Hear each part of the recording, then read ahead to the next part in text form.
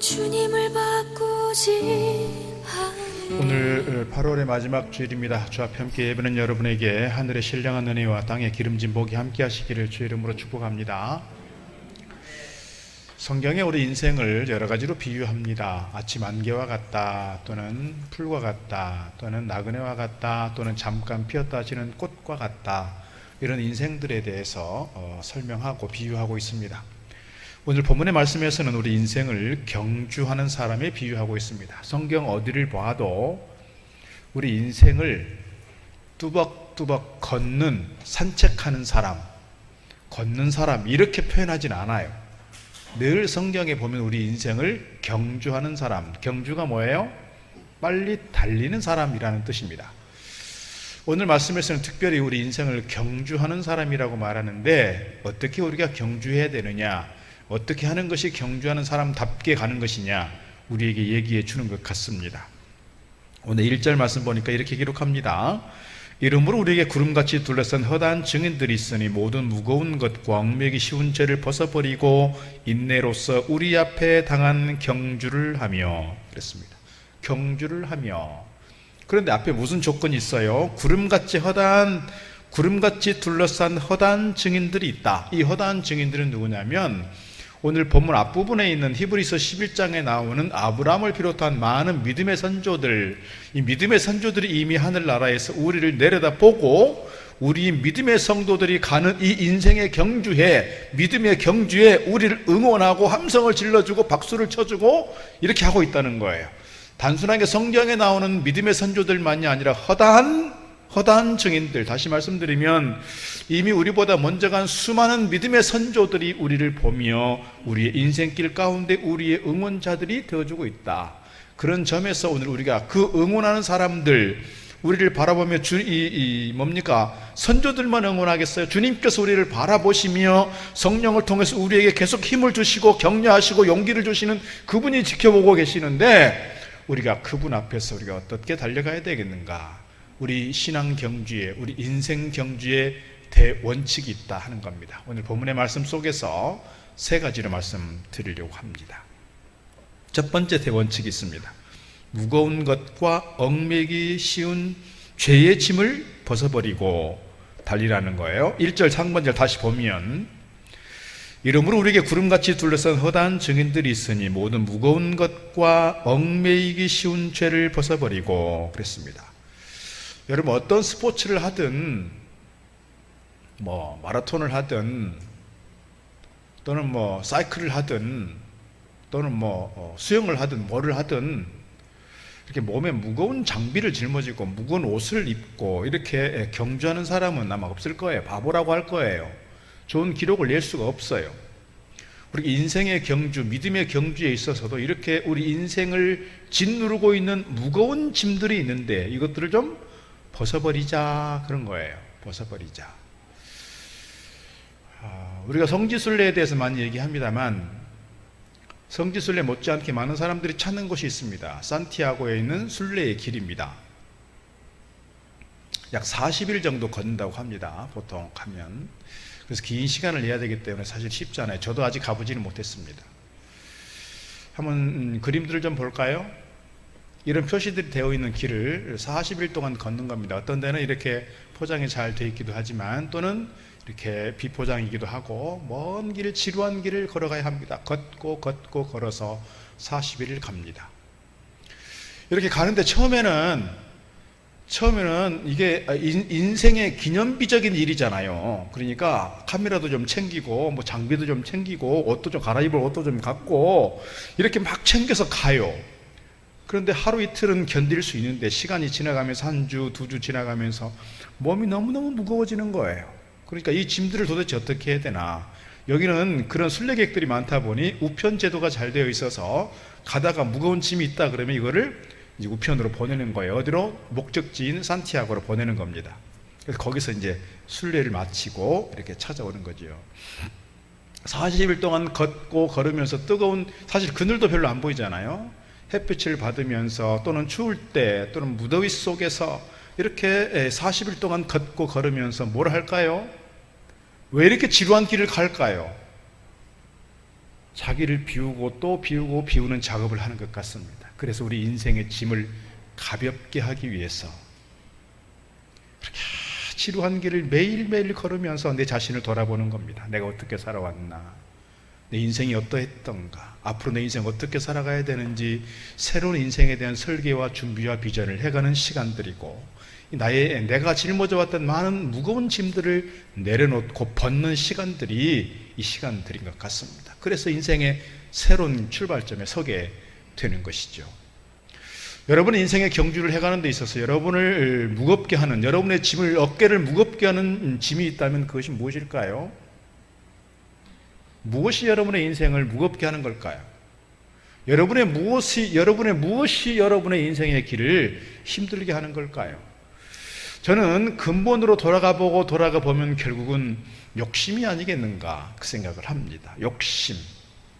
인간의 욕심은 끝이 없어요. 한이 없어요. 계속해서 채워도 만족이 되지 않아요. 특별히 누구하고 비교했을 때 나보다 좀 잘 산다, 나보다 좀 높다, 나보다 좀 잘 나간다, 나보다 더 성공했다고 하는 사람들과 늘 비교하면 나는 늘 작아지고 초라해지고 주눅 들어서 나도 저 사람처럼 돼야 되겠는데, 저 사람보다 잘 돼야 되겠는데, 그래서 계속해서 세상의 그 무엇에 욕심을 가지고 그 본능을 채워가기 위해서 계속해서 노력하고 힘쓰고 애쓰다 보니 그래도 채워지지 않아요.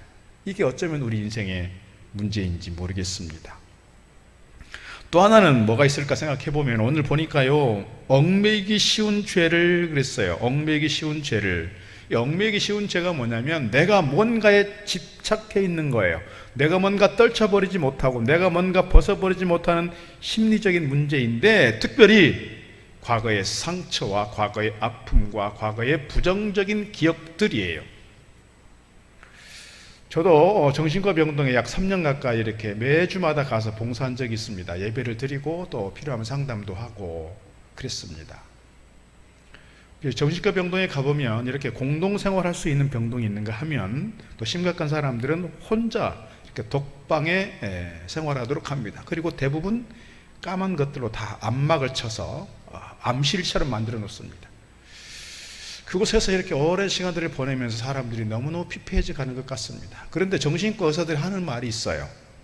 이 많은 이 정신과 장애를 가지고 있는 이 사람들에게 만약에 과거에 이 사람이 가져왔던, 이 사람이 경험했던 상처와 아픔과 트라우마만 딱 벗어버리면, 딱 던져버리고 벗어버리면 이 사람들은 다 건강해질 사람들이다. 몇 프로가?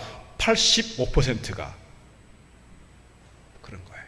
그러니까 저도 우울증 가끔 말씀드리지만 뇌 호르몬 때문에 생겨나는, 호르몬 분비 이상에서 생겨나는 이 우울증 외에는 대개가 자기 경험 속에서 나온 것들이 많다 이 말입니다. 그래서 자기 경험 속에서 실패했던 경험, 누군가로부터 상처받았던 경험, 누군가로부터 아픔을 경험했던 거, 누구한테 사기당했던 거, 이런 부정적인 과거의 기억들을 잘 떨쳐버리지 못하면 계속해서 그것에 매여서 그 상처, 그 트라우마, 그 과거의 기억 속에서 헤어나오지 못하면 인생을 힘있게 미래를 보고 나아갈 수 없다는 거예요. 그래서 과거의 상처 떨쳐버리면 좋겠어요.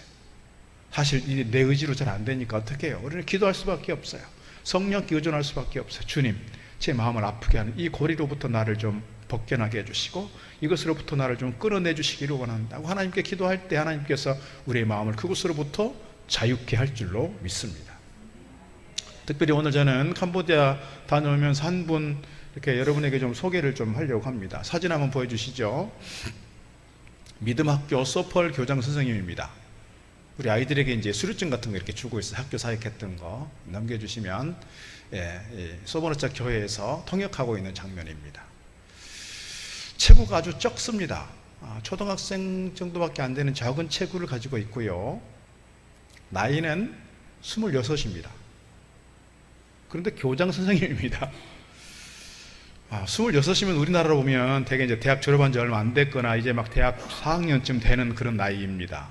한참 젊을 때 뭔가 이렇게 막 재미있게 뭔가 인생을 즐기고 미래를 꿈꾸며 그렇게 호기심을 갖고 살아가야 할 그때인 것 같은데, 이 젊은 나이에 지금 학교 교장을 맡고 있습니다. 근데 이분이 얼마나 통역을 잘하는지 몰라요. 우리 한국어를 캄보디아어로 한 것만이 아니라 캄보디아를 한국어로도 잘하고요. 특별히 이따 사진에 잠깐 보이겠습니다만 이 신동호 선교사님께 감사패를 이렇게 드리게 됐습니다. 건축을 총 주관했던 분이시기 때문에. 그래서 그 감사패에 담긴 그 글귀를 보면 상당히 이렇게 잘 쓰지 않는 단어들이 있고 좀 어려운 단어들이 있는데, 먼저 이렇게 감사패 문구를 드린 것도 아님에도 불구하고 이 한글을 캄보디아어로 잘 통역해내는 걸 보면서, 그리고 스라인이라고 하는 그 유치원 원장이 캄보디아로 말하는 것을 즉석에서 이렇게 우리말로 통역해내는 걸 보면서 캄보디아를 한국어로, 한국어를 캄보디아어로 이렇게 통역하는 것에 아주 실력자다라는 생각을 하게 됐어요.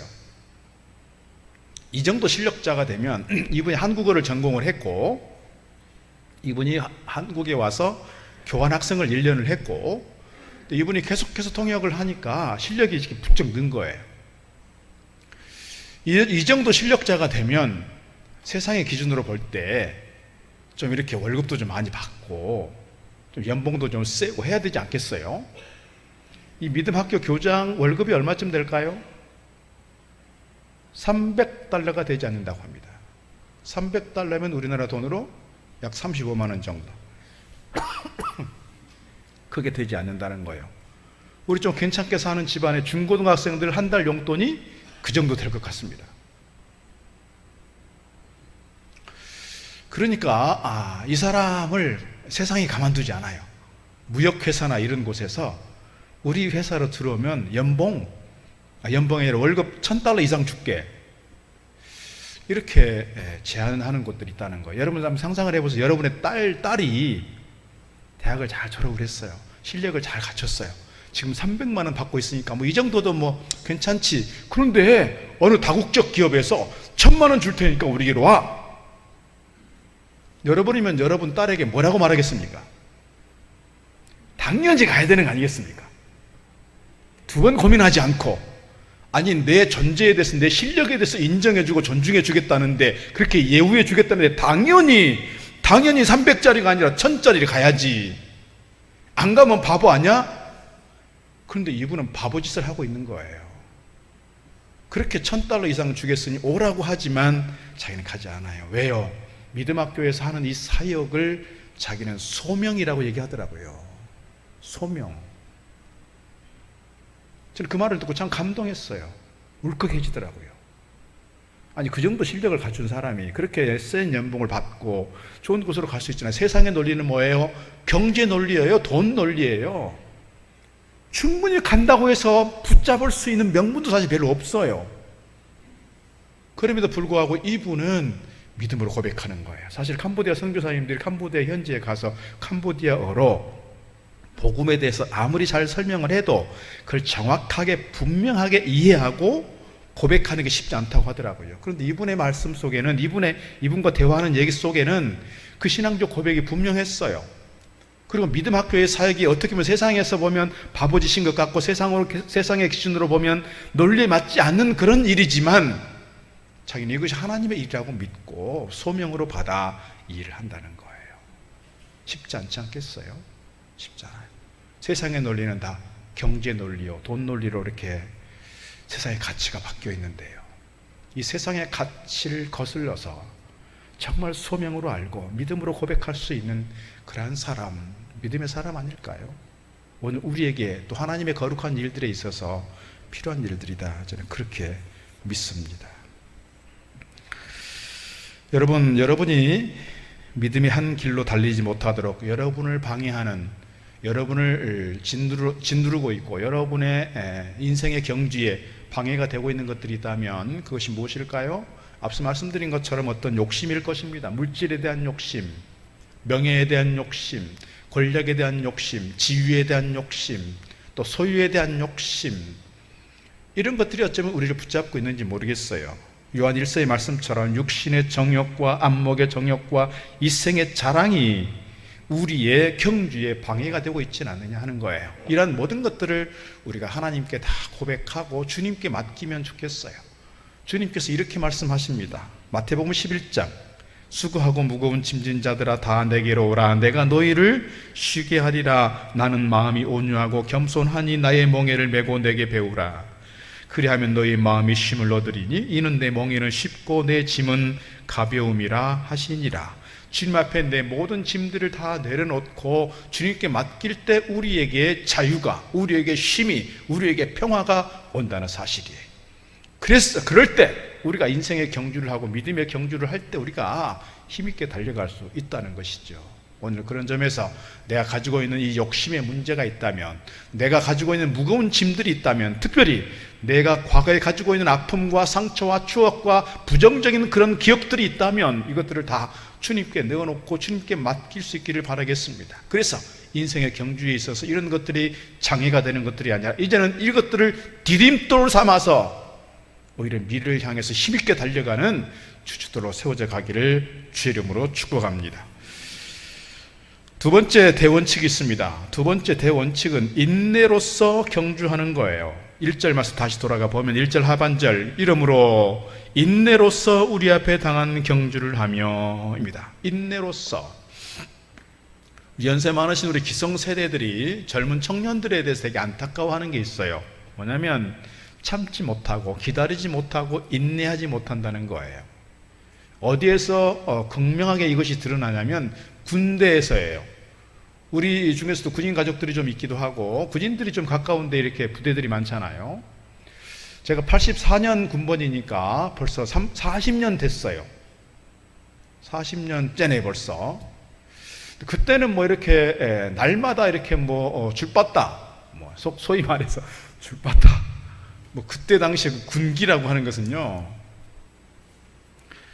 지금 생각해 보면 이거는 상상이 안 되는 일들이 많잖아요. 저희 바로 옆 부대에서도 엎드려 뻗쳐서 군합을 한번 찼는데 그 자리에서 죽었어요. 예를 들면 이런 일들이 생기는 거예요. 지금 그렇게 하면 다 영창합니다.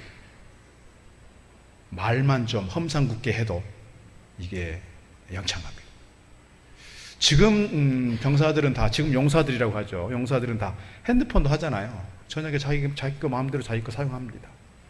또 뭐 월급도 얼마나 많았는지 몰라요. 제가 하사로 제대했는데요, 27,000원 받았어요. 제대할 때. 지금은요 병장이 얼마라고 100만 원 받는다고 그러잖아요. 곧. 이건 뭐 상상이 안 되는 거죠.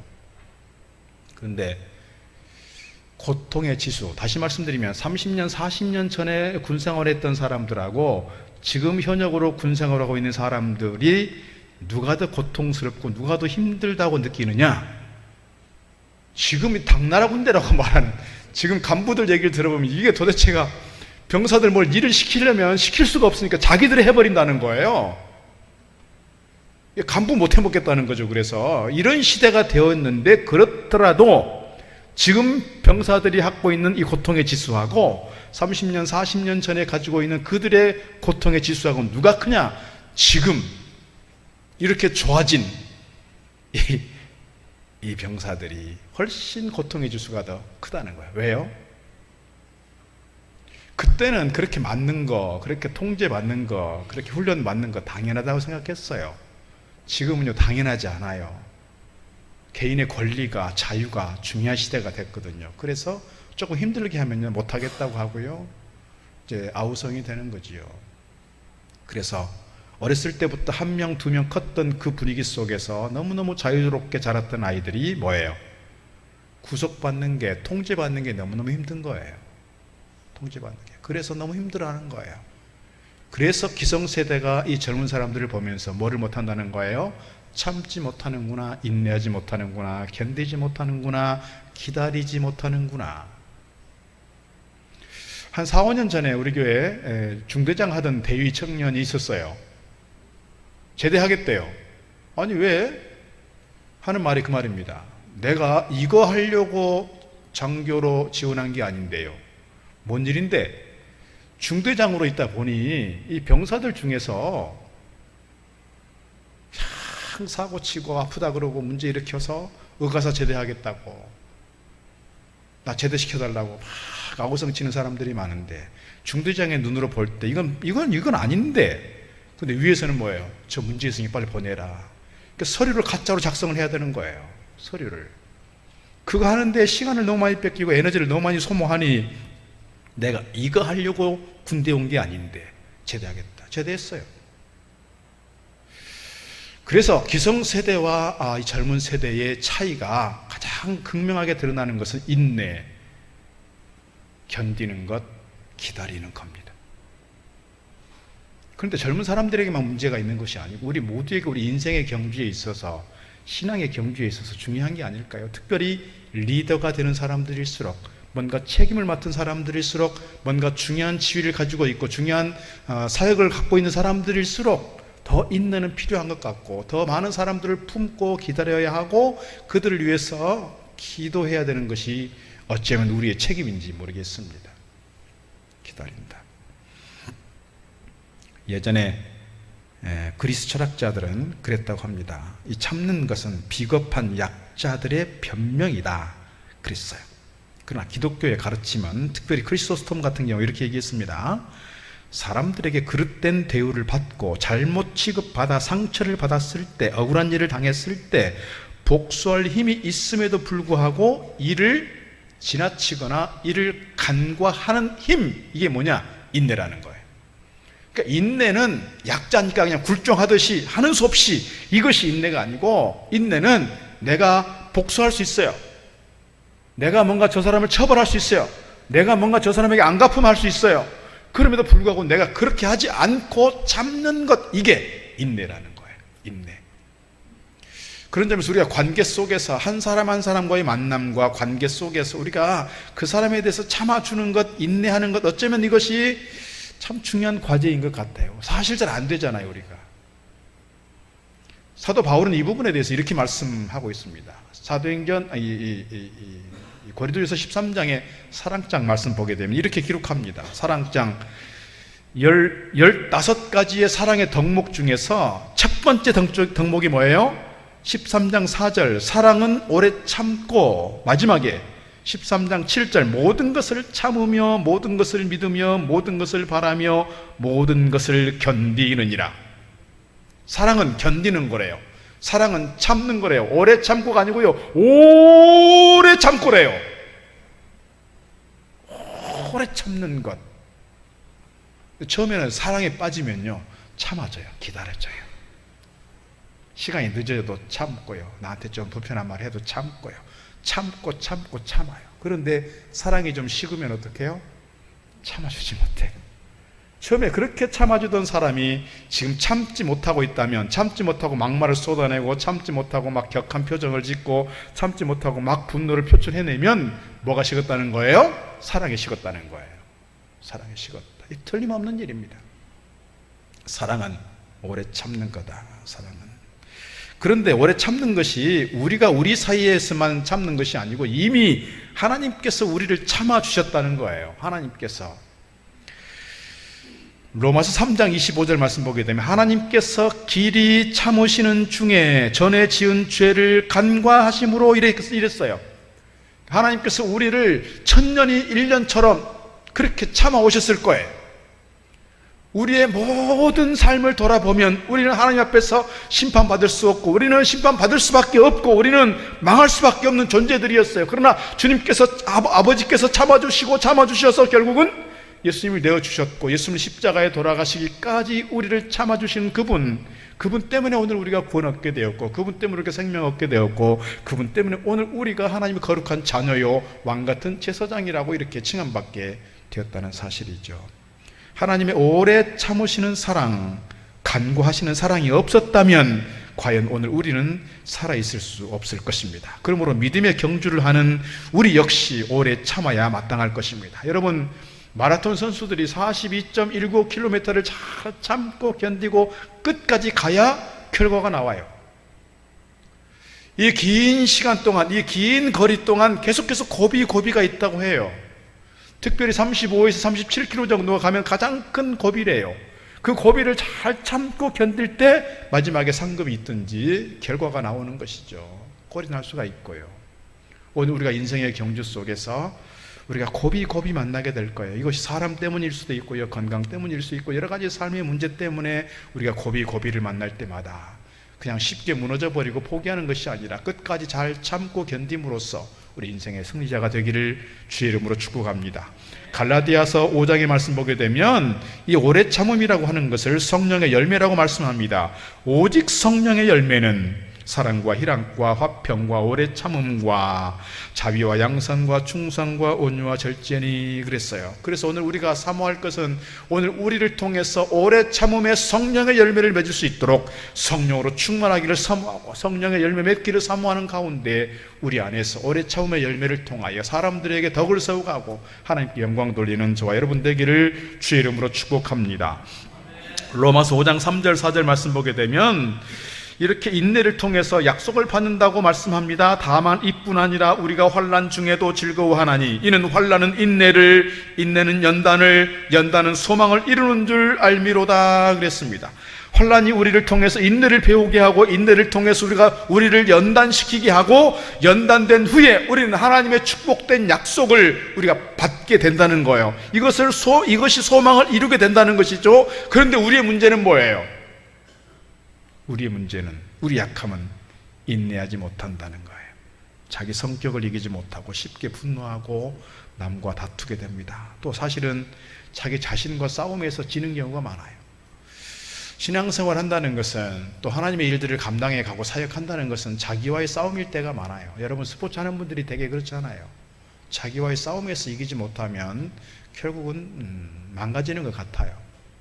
신앙생활도 그런 것 같아요. 나와의 싸움에서, 내 안에 있는 계속해서 이 욕심과의 싸움에서, 내 안에 있는 계속해서 악한 영과의 어떤 싸움에서, 내 안에 일어나는 부정적인 어떤 싸움에서, 부정적인 것과의 싸움에서 이기지 못하면 나는 실패할 수밖에 없고 넘어질 수밖에 없다는 것이죠. 그런 점에서 나와의 싸움에서 늘 승리할 수 있기를 바라고, 우리가 어떤 싸움에서든 인내하고 기다리는 가운데 우리의 인생을 승리의 인생으로 세워가기를 주의 이름으로 축복합니다. 세 번째 대원칙이 있습니다. 세 번째 대원칙은 경주의 목표에 집중하며 달려가는 겁니다.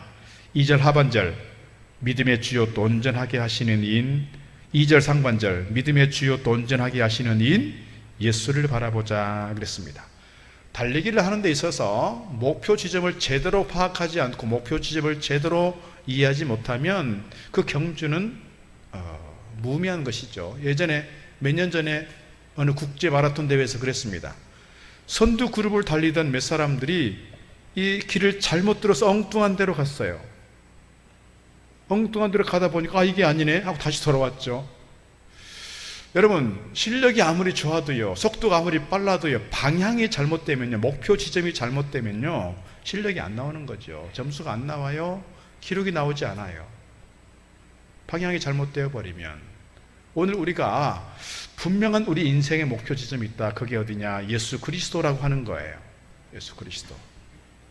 여기 보면 예수 그리스도를 바라보자 했을 때 바라보자라고 하는 영어를 우리는 fix라고 해요. fix가 뭐예요? 고정시키는 거예요. 우리의 시선을 예수 그리스도에게 고정시키는 것, 이게 뭐예요? 예수를 바라보는 거예요. 예전에 어린 아이들을 데려다가 이렇게 예능 프로그램인 것 같긴 합니다만 기억나는 걸 생각하면 아이들 따로 이렇게 막 기어서 저쪽에 엄마를 데려다 놓고 엄마를 찾아가게 하는 그 프로그램이 있었잖아요. 그런데 엄마를 따라서 부지런히 가가지고 엄마에게 제일 먼저 간 사람이 1등하고 이런 거겠죠. 그런데 가다가 중간에 뭐가 있어요? 장난감도 있고 먹을 것도 있고 과자가 있어요. 그럼 어떤 아이는 엄마를 향해서 부지런히 막 달려가요. 사람들이 막 박수를 칩니다. 그런데 어떤 아이들은요, 엄마를 보다가 뭐가 보여요? 장난감이 보이고 먹을 것이 보이니까 그것에 빠져서 엄마한테 가야 되는 걸 잊어버려. 이게 뭐예요? 목표를 잃어버린 거예요. 시선을 고정시키지 않는 거예요. 오늘 우리가 어쩌면 그럴 수 있어요.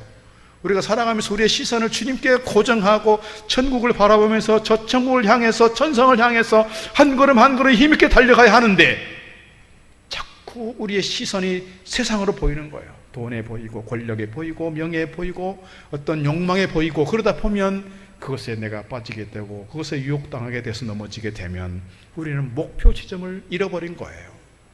경주에서 좋은 기록 날 수 없어요. 주님 앞에 갔을 때 어쩌면 우리가 부끄러운 구원 얻을 수도 있어요.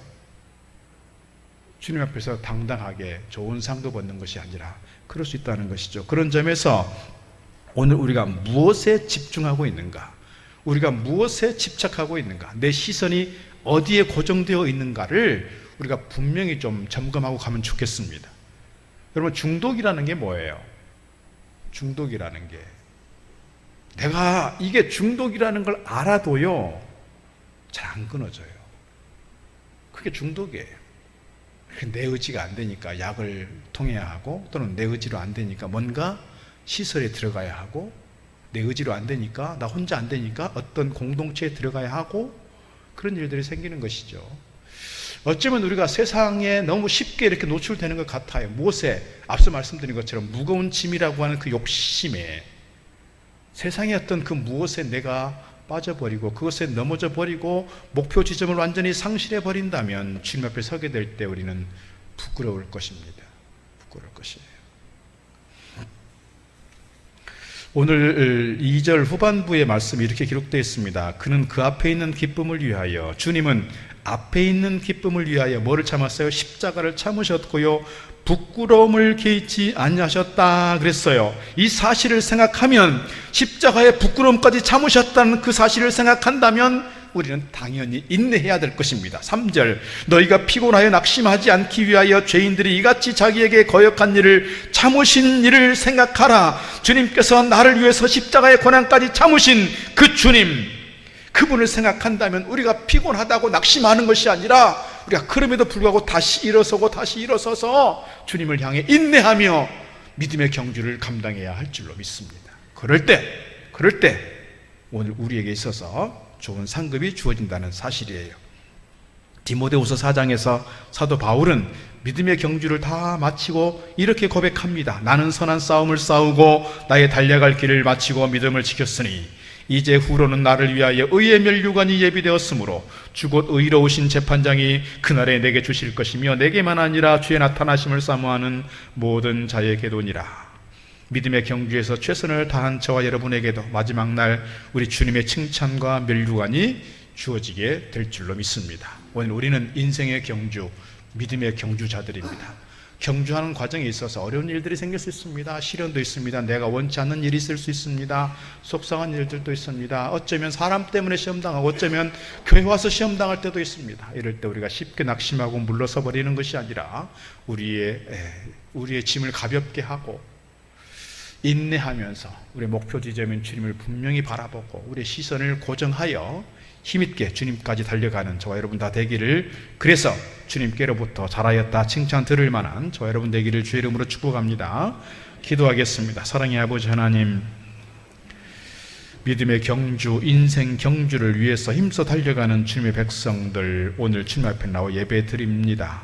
인생은 경주하는 것이라 끝까지 믿음으로 달려가야 하지만 주님, 힘들 때 있습니다. 버거울 때 있습니다. 내 마음대로 안 될 때도 있습니다.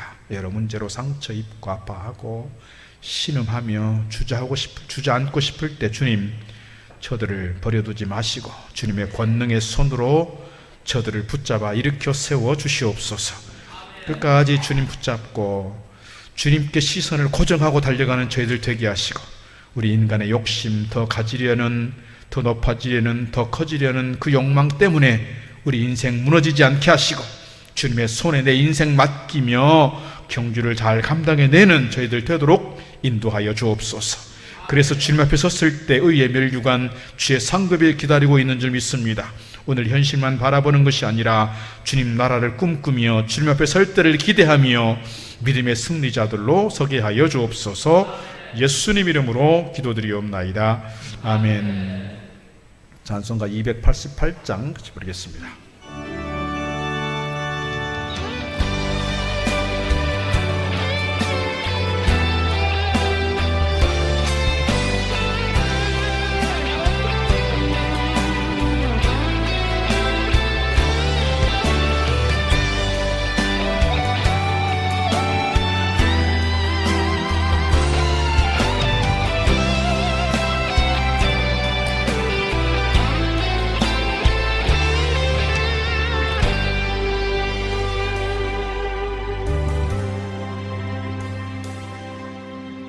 아버지 사랑 내가 노래해,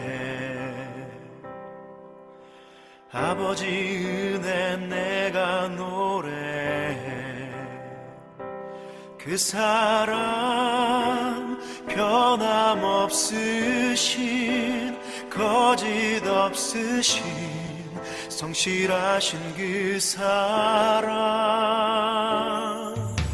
상한 갈 때 꺾지 않으시는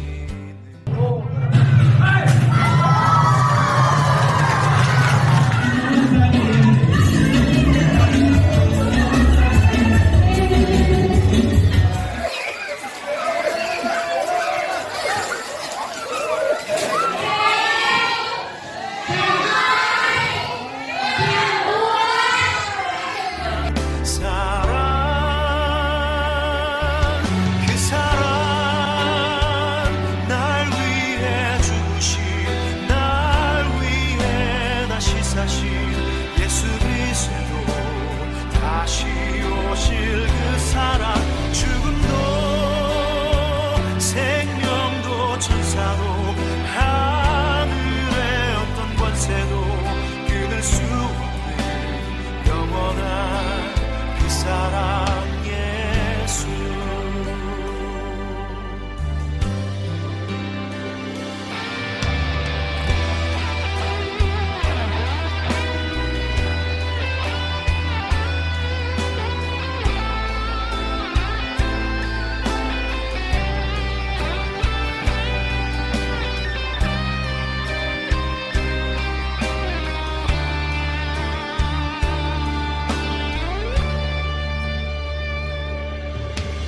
아버지 사랑 내가 노래해, 아버지 은혜 내가 노래해. 그 사랑 변함없으신 거짓 없으신 성실하신 그 사랑,